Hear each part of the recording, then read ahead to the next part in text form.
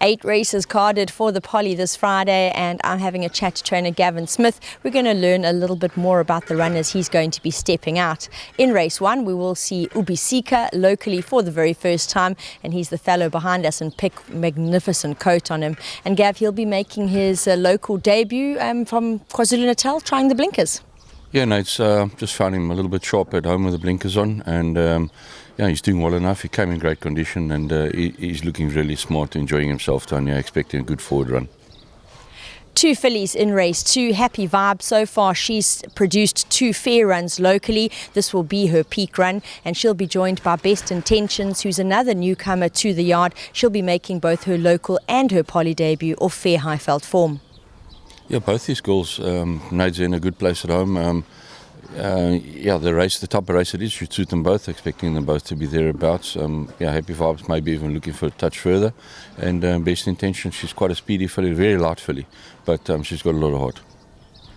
Moving to race 3, Global Force will be racing off the back of his second career win. He'll be joined by Tuscan Gold, who's another new inmate at the Smith Yard, and Victory of Dubai. He's better than his last, and that run, he deserves the benefit of the doubt.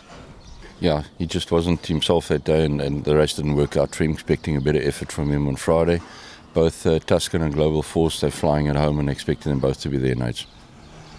As we move on, another 3 runners in race 4, Life on Mars, Cruisador and Globe Tonic.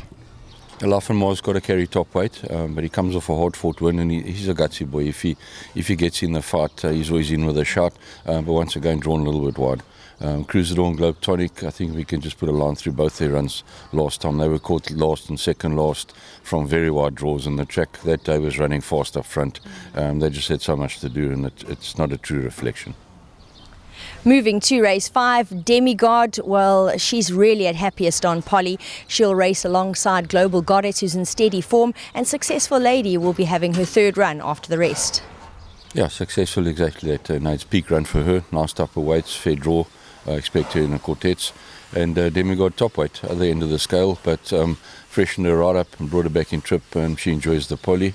And Global Goddess, she's in a good place, and she's always thereabouts. Yeah, I think she'll be knocking as well, Nate. The yard step out the duo of Global Banker and Mother of Pearl in race 6. Banker stepped him up to a mile. That's what he's looking for. They tend to be out sprinting him. You know, he's a big horse, but he doesn't quicken quick enough, and I just feel the mile's going to be better suited to him. And Mother of Pearl, she comes off a nice run last time out, but she's taken on the boys here.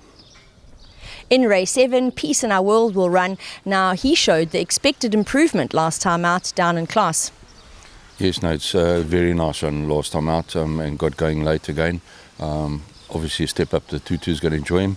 But at the weights, I think very tough race. But Bournemouth, very hard to beat on his form. And Quasimodo as well, those two coming very well at the weights. I have to agree with Gav there. Those are definitely 2 horses that catch the eye in race 7. We move to race 8, where the yard will finish with Trip to Barberton. She's in steady form. The query is Polly. Yeah, no, so, I also looked at her. I don't think it'll bother her. I mean, as everybody knows at the moment, we've had to do so much work on the Polly, and by now they're surely used to it. So she seems to be fine on the surface. She's done good enough work on it, and she's in a good place at home, so I don't think it'll be a problem. In that case, off the back of 3 placed runs, she's certainly a runner.